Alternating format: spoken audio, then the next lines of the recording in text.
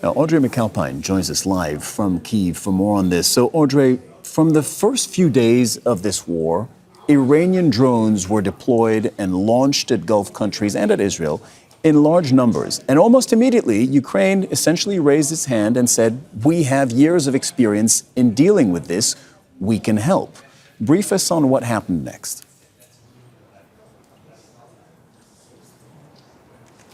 Well, this winter alone, Russia launched over 19,000 drones into Ukraine, just to give some perspective on just how much experience they do have when it comes to shooting down drones. We spoke with the Air Force, for example, who said that an increasing number of objects being shot down are shot down with interceptor drones. So there is a growing experience from Ukraine, who is really probably one of the global leaders when it comes to drones. And that's because they've been able to react and respond in real time to troubleshoot this technology. In fact, we joined up with the Air Force, who told us, in light of these teams being sent to the Middle East, just exactly the challenges that these drones might face in the Gulf. This drone could save lives. From Ukraine's front lines to the skies over the Middle East, where teams like these are now deployed in 5 countries.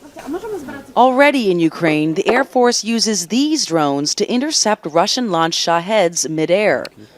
Onboard cameras feed live video to pilots on the ground, where interceptor crews position themselves in rural areas to reduce the risk of intercepted drones falling out of the sky. Some of these interceptor drones being used by Ukraine's Air Force have been sent to the Middle East to defend against Iranian Shahed-style drones, but they've yet to be tested in the Gulf. Everything depends on the preparation of the personnel and also on the weather conditions. Yuri Cherevashenko is one of Ukraine's top commanders. He says the climate in the Middle East poses its own set of challenges. Sandstorms, which can impact drone flights and visibility.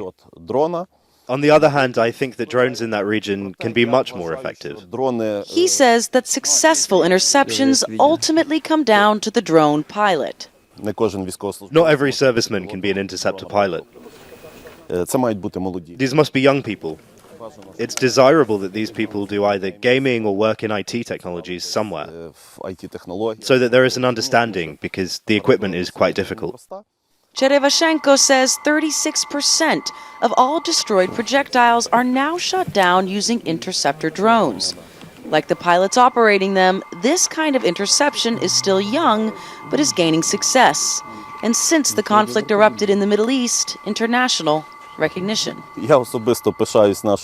Personally, I'm proud of our country. We're grateful to all countries which helped us in our fight with the enemy, and we have something to be proud of. We have the technologies which are in demand all over the world. That's why we have something to be proud of. After 4 years of war, it is one of the few positives.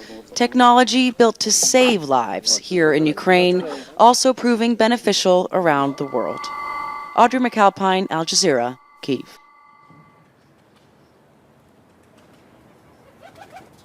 Now, Ukraine launched these different teams, over 230 experts, into 5 countries earlier this month. And it seems that we're finally seeing the fruition of that mission. For example, today, the Ukrainian president announcing that he is signing documents with Saudi Arabia's crown prince that will lay the groundwork for future contracts, tech cooperation, and investment. But of course, Ukraine wants something in return for this, which is valuable interceptor missiles, things that it lacks to fight incoming threats from Russia, aside from Shahed drones. Cyril. Audrey Macalpine reporting from Kyiv. Thank you very much, Audrey.